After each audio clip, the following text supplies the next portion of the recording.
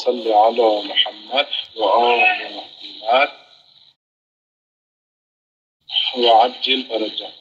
Sebelumnya kami sampaikan duka yang mendalam, duka seluruh alam, penduduk langit dan bumi, makhluk mujarrad dan mati, atas syahadah Hujjatullah fil ardi Imam Hasan Askari alaihi salam.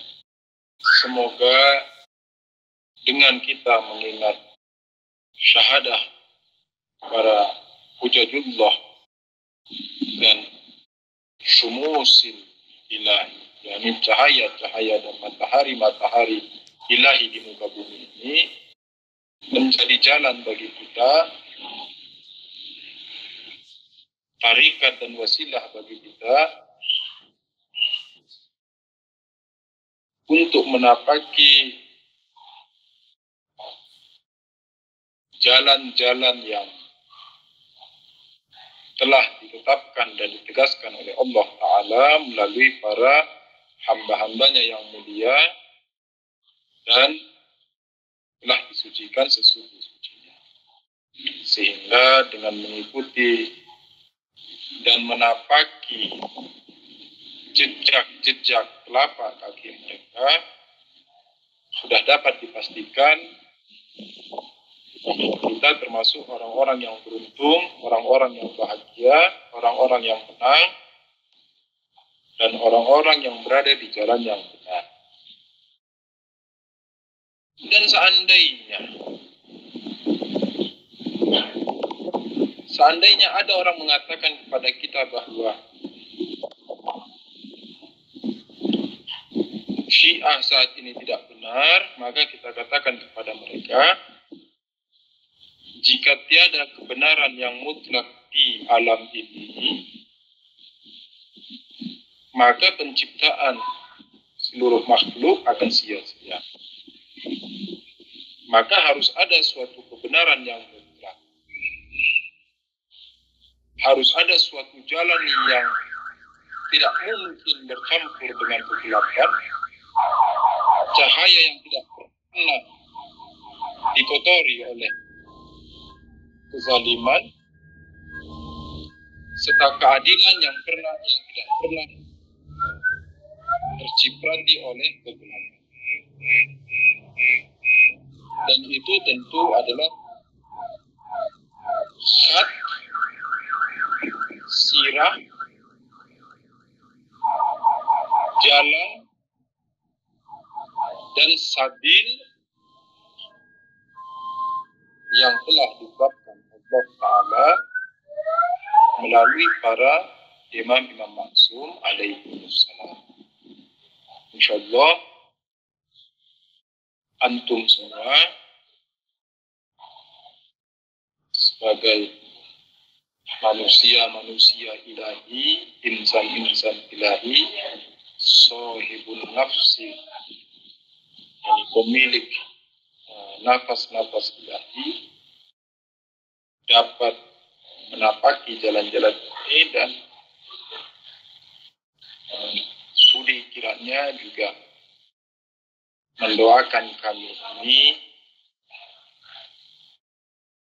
dan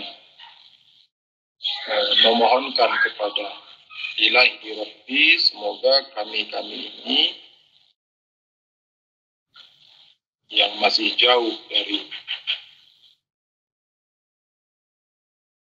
harapan yang semestinya diberikan kunci, sekalipun hidayah sudah diberikan, namun terkadang kunci itu sulit untuk digerakkan. Semoga dengan doa-doa antum kunci itu dapat terbuka dan mampu menggerakkan iradah dan ikhtiar yang semestinya setiap insan sampai ke derajat sebagaimana dikatakan bahwa wa ma khalaqtul jinna wal insa illa liya'budun. Tidak diciptakan jin dan manusia kecuali menyembahku, yakni illa liya'rif, kecuali untuk memaafkan. Dan kunci dari tangga-tangga yang telah saya sampaikan tadi adalah ma'rifat kepada Allah Ta'ala, di mana semakin ma'rifat itu meningkat, maka jalan akan semakin singkat, insyaallah. Kita masuk hikmah yang ke-31. Wasuila anil iman. Faqala al-imanu ala arba'i da'aim. Ala sabri wal yaqini wal adli wal jahud. Was sabru minhu ala arba'i syu'ab. Ala syauqi was syafaqi wa zuhdi wat tarab. Faman ishtaqa ilal jannah ala anish syahawat. Wa man ashfaqa minan nar ijtanabal mahrumat. Ijtanabal muharramat. Wa man zahida dunya istahona bil musibati. Wa man irtaghabal mauta sara'a ilal khairat.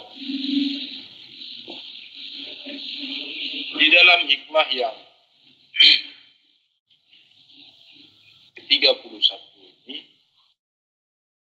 Amirul Mukminin Ali alaihissalam ditanya oleh seseorang mengenai beberapa hal. Ditanya tentang iman.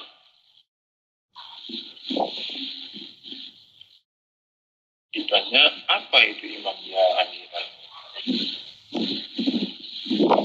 Imam Ali alaihissalam mengatakan, iman itu berdiri di atas 4 pilar.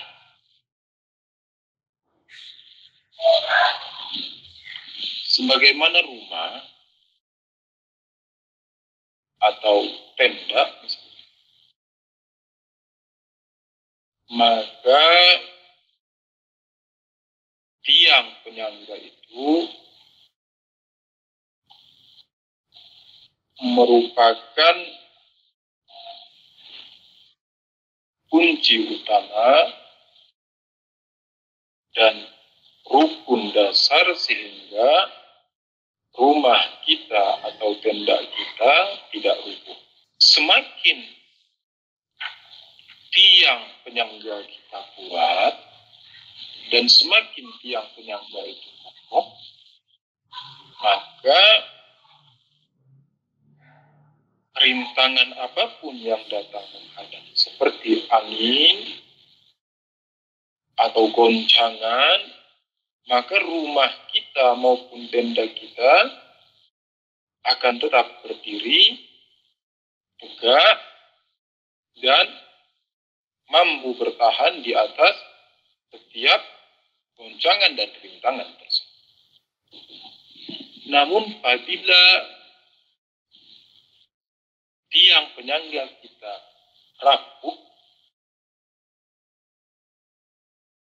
maka dengan sedikit hentakan dari angin, sekalipun angin sepoi-sepoi dari arah timur misalnya, maka hal itu akan merobohkan rumah dan akan merobohkan tenda kita. Maka dikatakan al-imanu ala arba'i da'aim. Iman itu berdiri di atas 4 pilar. Di mana kalau seandainya pilar ini kuat, pilar ini kokoh, yang penyangga ini kokoh, maka rumah kita dan tenda kita akan bertahan dalam setiap hantaman, rintangan, dan goncangan yang menerpa. Rumah tadi yakni iman. Iman itu tadi kita misalkan seperti rumah maupun tenda. Nah, apa 4 pilar yang akan menyangga iman sehingga iman kita tetap kokoh dan tidak tergoncang? Dikatakan ala sabri wal yaqini wal adli wal jihad. Kesabaran, keyakinan, keadilan, dan jihad. Berarti ada 4 fondasi utama yang penyangga dalam keimanan. Begitu juga nanti di pembahasan berikutnya, mungkin 2 atau 3 pertemuan berikutnya, dikatakan kekufuran juga berdiri di atas 4 pilar. Lalu berikutnya, keraguan juga berdiri di atas 4 pilar. Sehingga masing-masing baik iman maupun kekafiran, kekufuran, serta keraguan, masing-masingnya berdiri di atas 4 pilar. Nah, 4 pilar dan 4 penyangga iman, yaitu kesabaran, keyakinan, keadilan, dan jihad ini, masing-masingnya memiliki tiang-tiang penyangga lainnya. Jadi, kalau dianalogikan seperti kalau yang pernah belajar matematika ada namanya bilangan Fibonacci.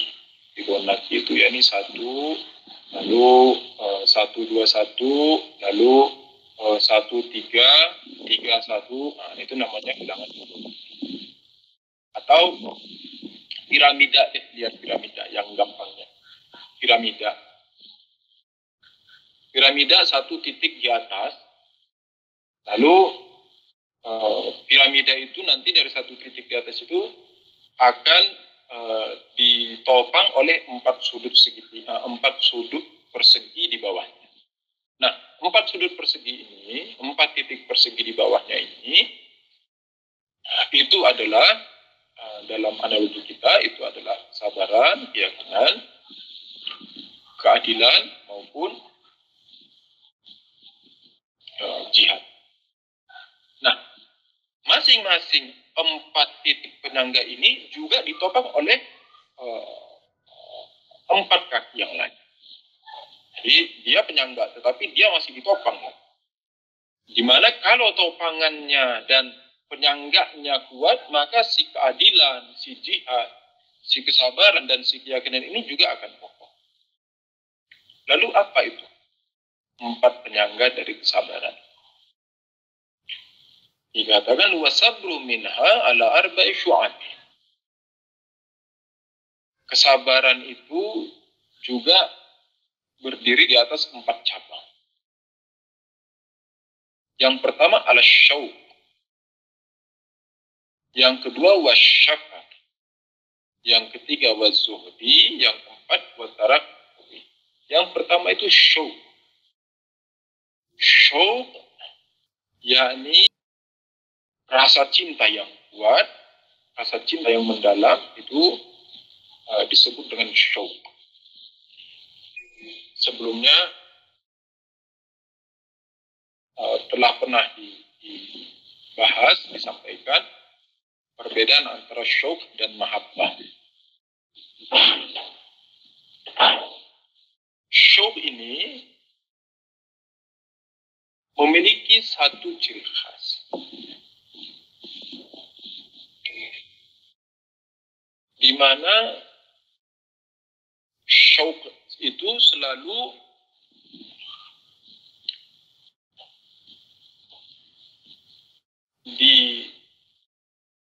disifati terhadap sebuah kekurangan. Contoh misalnya, saat ini antum pengen banget, yakni betul-betul pengen banget makan bakso. Saat ini antum betul-betul pengen banget makan bakso. Nah, berarti kan saat ini baksonya belum ada, yakni saat ini antum belum makan baksonya. Nah, karena saat ini antum belum makan baksonya, sehingga antum pengen banget makan bakso itu. Yani mau mendapatkan bakso tersebut. Nah, ini disebut syauq. Sehingga syauq itu ciri khasnya syauq, yani adanya kekurangan.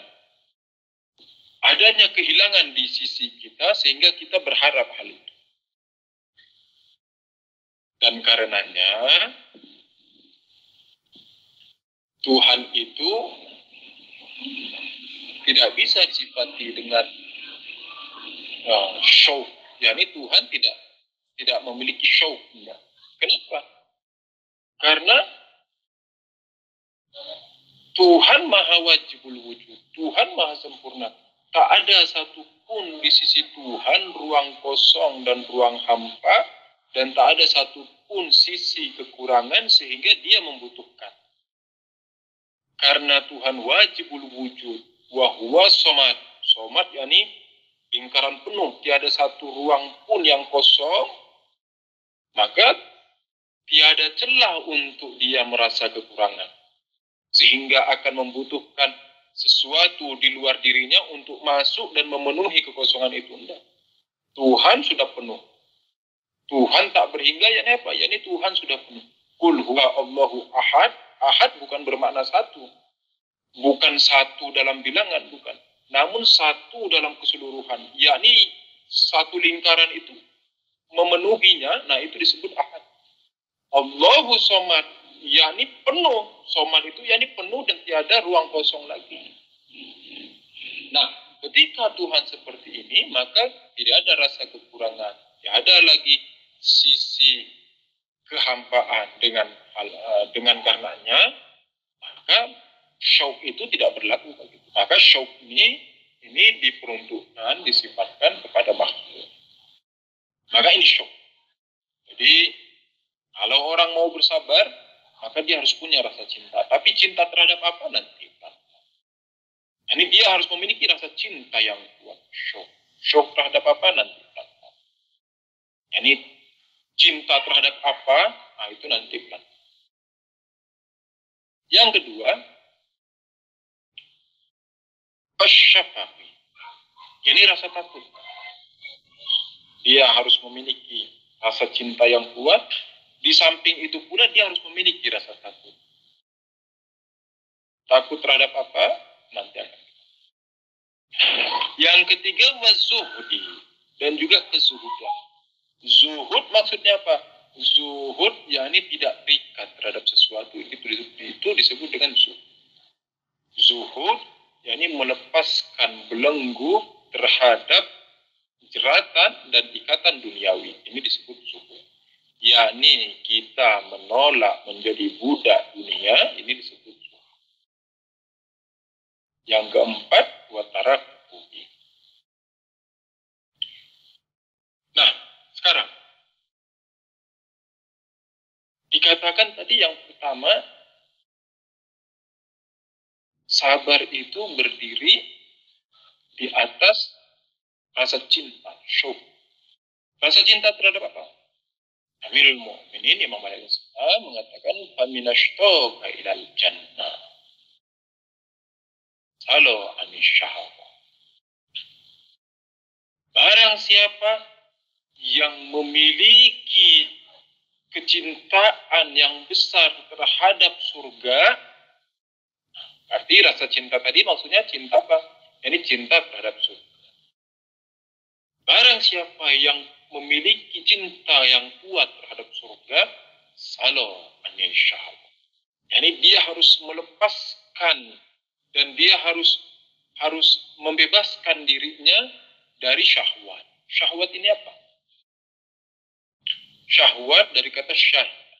Ishtiha dalam bahasa Arab itu ishtiha, yani ketika kita merasa benar-benar lapar dan betul-betul pengen makan itu disebut ishtiha. Misalnya dikatakan ishtahaitu, yani aku betul-betul lapar dan pengen makan itu. Nah, itu disebut betul-betul pengen makan. Nah, itu disebut ishtiha. Syahwat satu suku kata dengan ishtiha. Yani apa syahwat? Syahwat, yani kecintaan yang mendalam terhadap urusan-urusan dunia itu syahwat. Urusan harta, urusan pekerjaan, urusan keluarga, urusan perniagaan,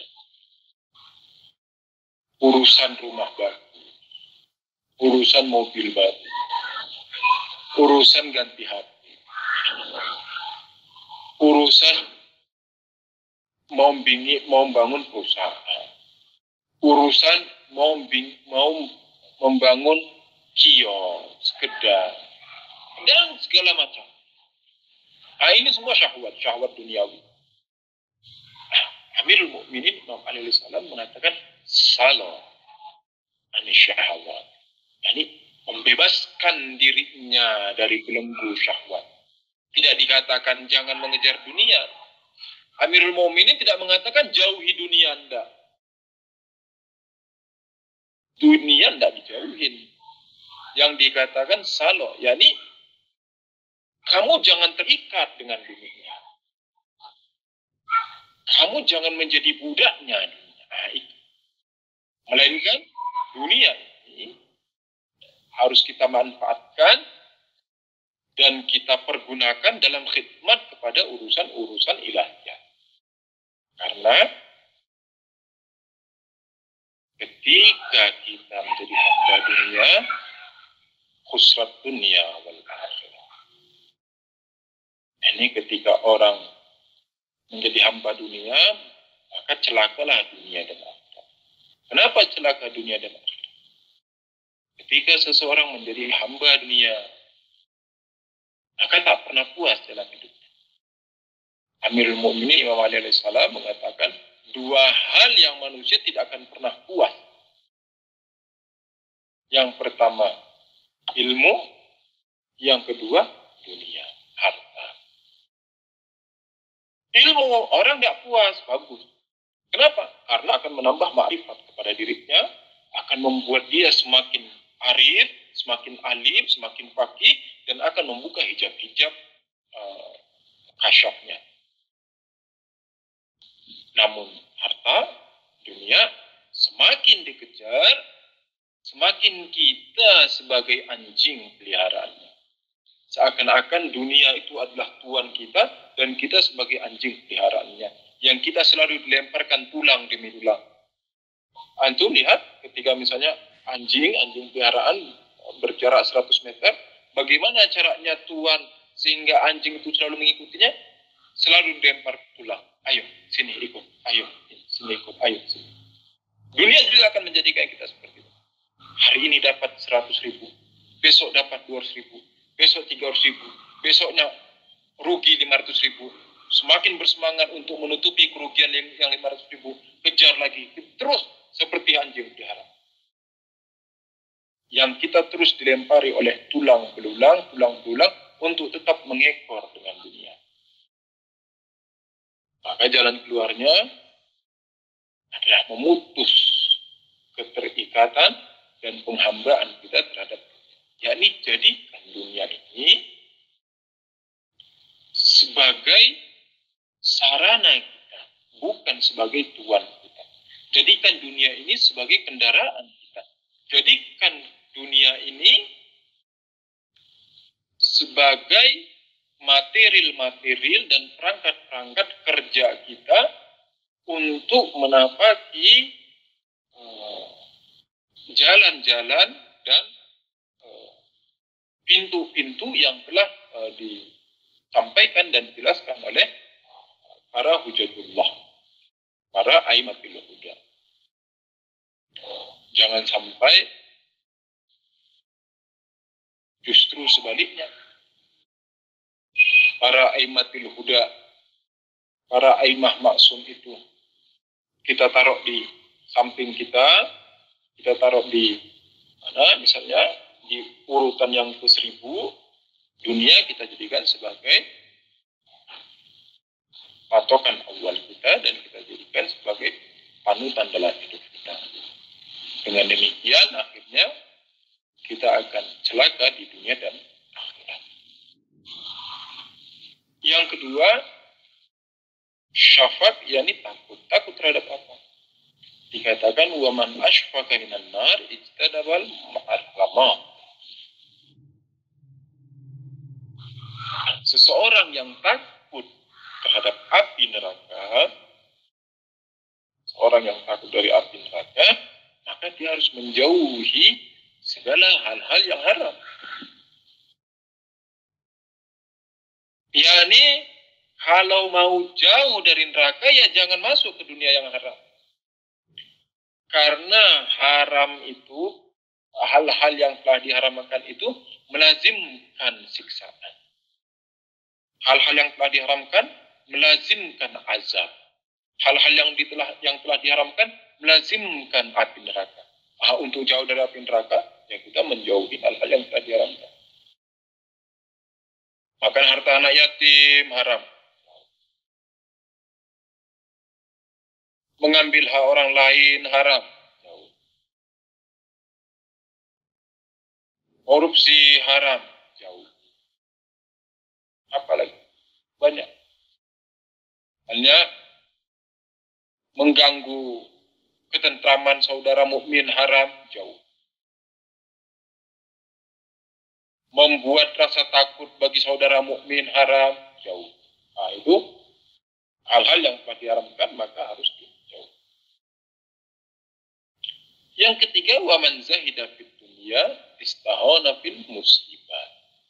Tadi zahida, apa zuhud tadi kita katakan? Zuhud itu yakni orang yang tidak terbelenggu dan tidak terikat pada dunia.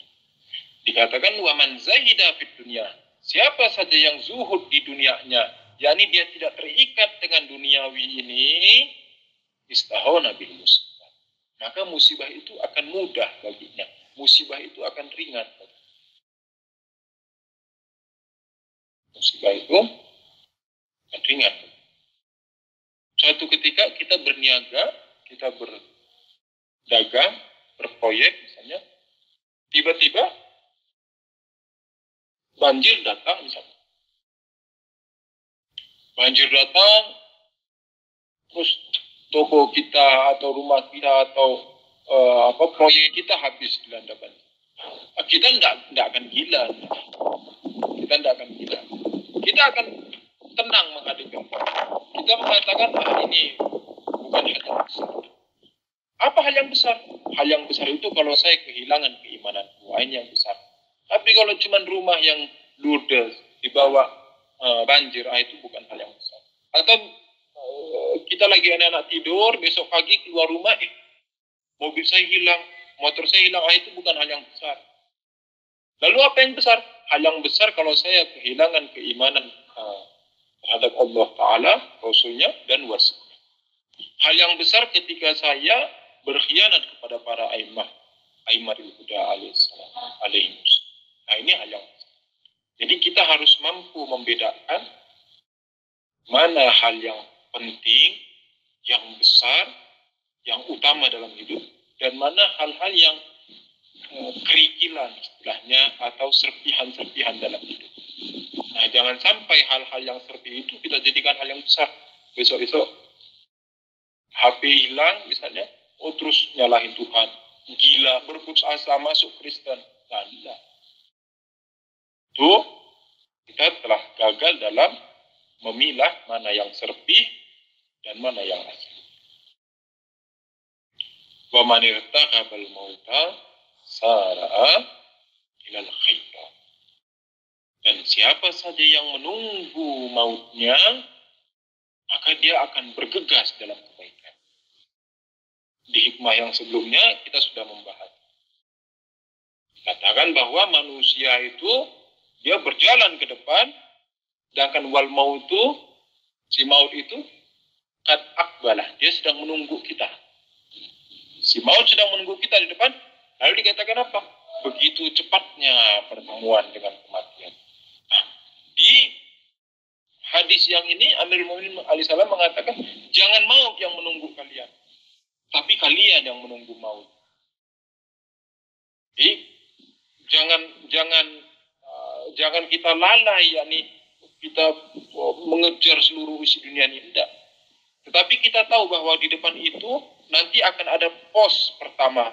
Yaitu apa pos pertama? Yaitu kematian. Nah, kita menunggu itu, maksudnya kita menunggu itu bukan berarti kita diam saja nunggu mautnya datang nyusul, enggak. Kita tetap akan berjalan ke sana. Kita tetap akan menemui si maut itu. Tetapi yang dimaksud menunggu, yakni kita menunggu perjumpaannya, bukan menunggu kedatangannya. Kalau maut menunggu kedatangan kita. Nah, tetapi kita menunggu perjumpaan dengan maut. Kenapa? Karena di hadis yang sebelumnya dikatakan begitu cepatnya perjumpaan dengan maut. Nah, kita menunggunya. Ketika kita menunggu perjumpaan dengan maut, maka kita akan bergegas pada kebaikan. Kenapa? Karena begitu maut datang, putus. Kita mau sholawat sudah tidak bisa lagi. Allahumma sholli ala Muhammad wa ali Muhammad. Kita mau sholawat sudah tidak bisa lagi. Kita mau ngasih orang sudah tidak bisa lagi. Kita mau nyumbang orang sudah tidak bisa lagi. Saatnya, kalau saat ini kita mampu, saat ini kita ada, dan ada niat untuk membantu orang, nah itu wahyu dari Tuhan. Itu ilham dari Tuhan. Dan ketika ada niat baik, yakinlah bahwa itu percikan cahaya dari Nurul Anwar, percikan cahaya dari ilah. Dan jangan ditunggu. Jangan entar deh, nanti deh, kapan-kapan, sejam, 2 jam, 3 jam. Jangan ditunggu. Sebelumnya kita telah membahas, dikatakan apa? Fantahizu rasal khair. Kesempatan begitu cepat ditangkap. Kenapa? Karena dia tamurru marasahab. Kesempatan itu dia bergegas seperti bergegasnya awan. Lari begitu saja. Harus cepat ditangkap.